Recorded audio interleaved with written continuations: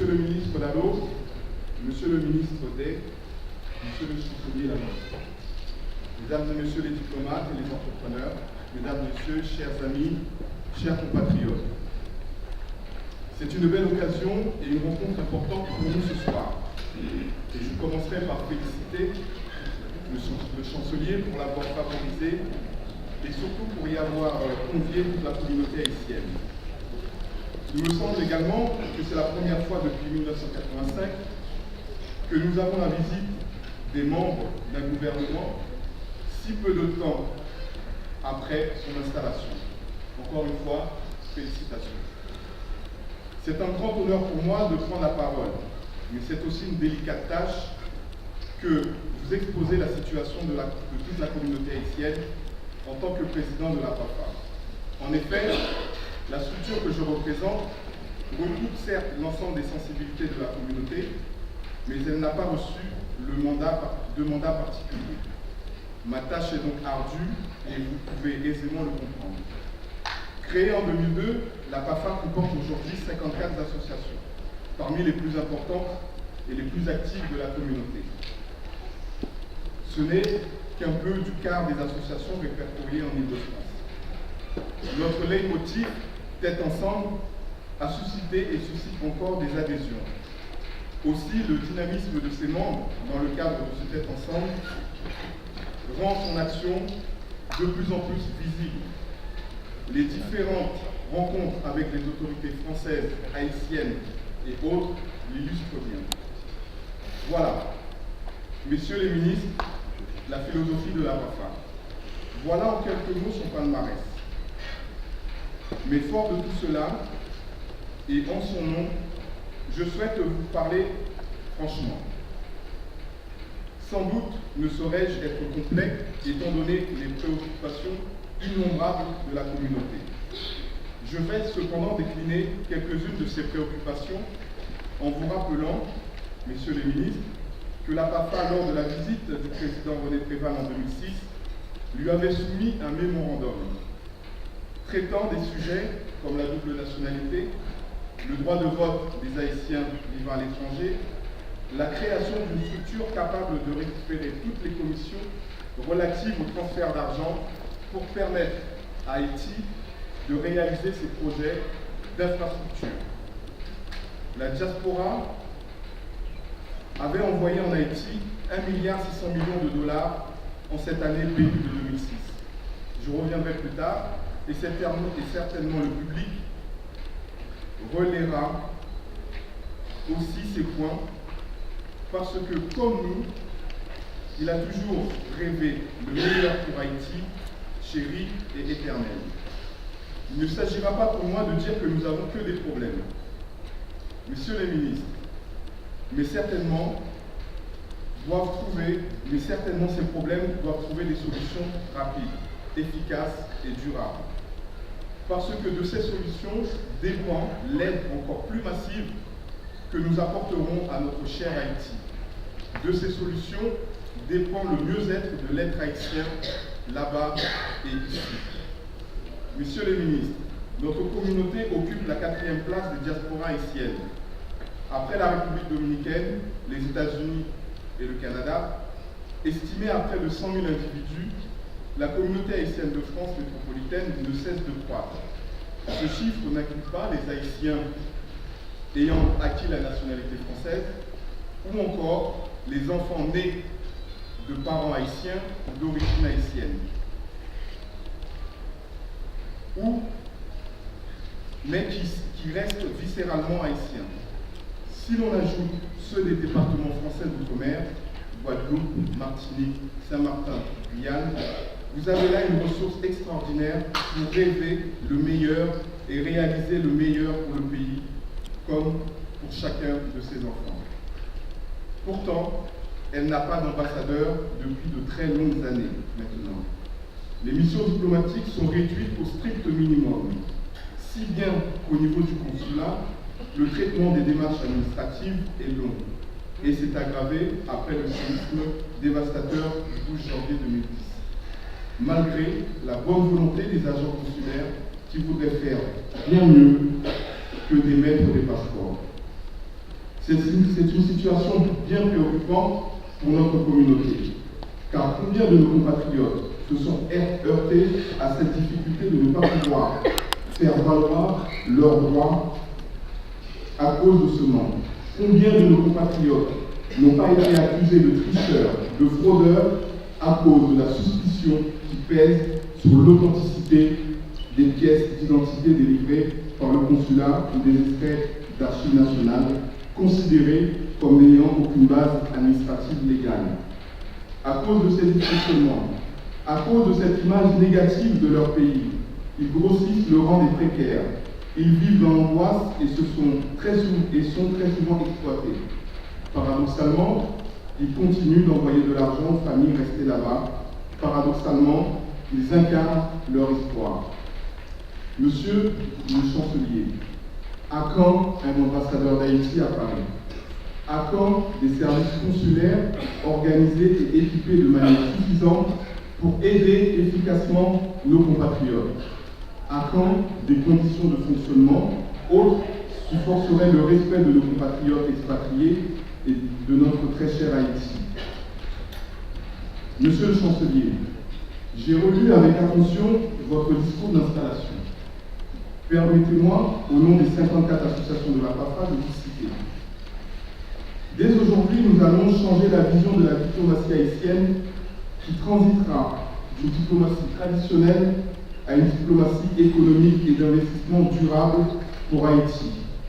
Nos ambassadeurs et consulats deviendront non pas des centres passifs réservés uniquement à des émissions de passeports, mais des lieux de promotion de l'investissement durable pour notre pays. Chaque poste ambassade et chaque consulat seront dotés d'un bureau d'attaché commercial. Fin de citation. Il faut donc conquérir des parts de marché et nos diplomates seront des VRP. Mais quand le service de base, tel que celui qui s'occupe des émissions de passeport, n'est pas efficient, comment accorder crédit à ce type de déclaration? Vous devez régler des problèmes administratifs récurrents. Le retard dans la délivrance de ces pièces bloque la délivrance des cartes de séjour et des autorisations de travail pour nos compatriotes. Je vous cite à nouveau, si vous me le permettez. Nous allons redynamiser la diplomatie haïtienne en la rajeunissant et la moderniser de manière à ce que tout Haïtien soit fier de ses représentants. Nous allons travailler avec le Sénat pour la nomination rapide de nos ambassadeurs et consuls généraux afin qu'Haïti soit doté d'ambassadeurs accrédités dans toutes nos missions à l'étranger. Fin de citation. Très bien. Puisse tout cela se mettre en place incessamment, car ce déficit encourage des exactions pour nos compatriotes vivant en République dominicaine.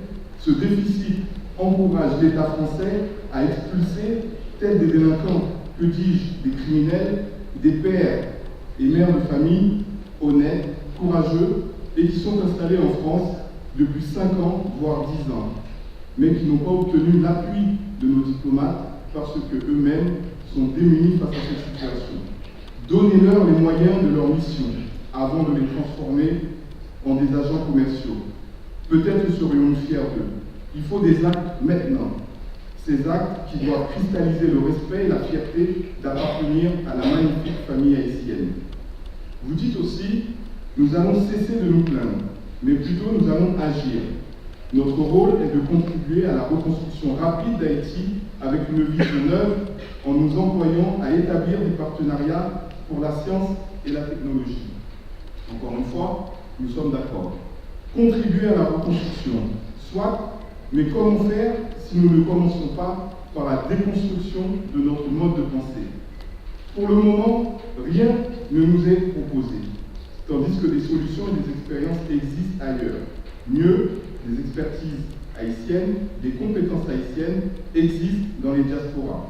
Alors, Haïti ne serait-elle pas capable de les mettre en œuvre? Nous devons faire ce travail pour qu'Haïti accepte ses filles et ses fils qui l'ont quitté pour divers motifs, mais qui ne l'ont jamais renié. Pour cela, le problème de la double ou multinationalité doit être réglé. Vous avez dit, Haiti is open for the business. Et nous ajoutons, Haiti must be open for its diaspora. Haïti doit s'ouvrir aux affaires, oui, mais Haïti doit être ouvert à sa diaspora, à cette diaspora. Tel n'est pas le cas aujourd'hui.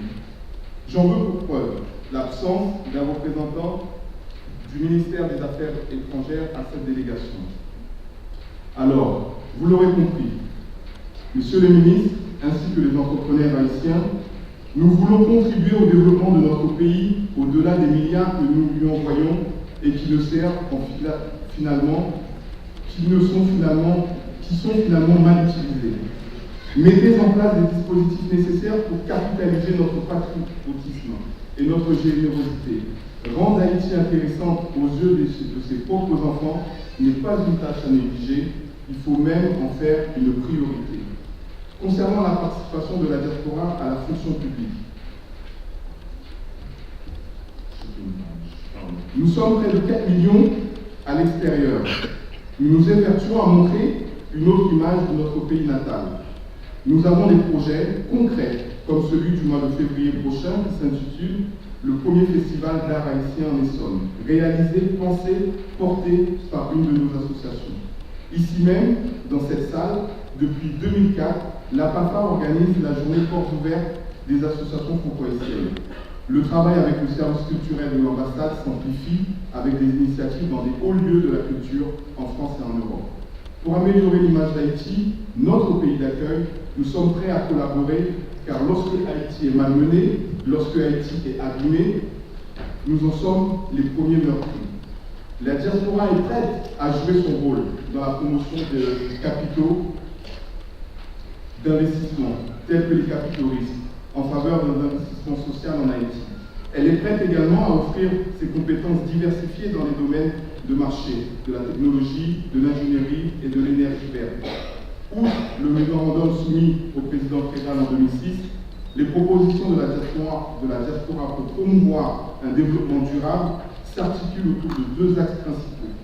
Un, une plus grande participation de la diaspora. Deux, des recommandations sectorielles spécifiques. Le forum de la diaspora à Washington, auquel j'ai participé, ainsi que 9 autres compatriotes, dont certains sont dans la salle ce soir, qui s'est tenu en marge de la conférence de New York du 21 et 23 mars 2010, avait 53 recommandations au gouvernement haïtien dans le cadre de la reconstruction. Je ne vais pas toutes les citer, je me permets d'en citer quelques-unes concernant le développement économique.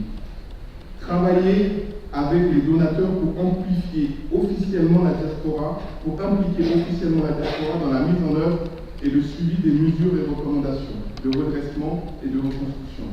Pour ce faire, créer une plateforme d'échange de l'information et s'assurer que la diaspora est tenue informée des possibilités d'activités industrielles ou commerciales et d'autres de développement.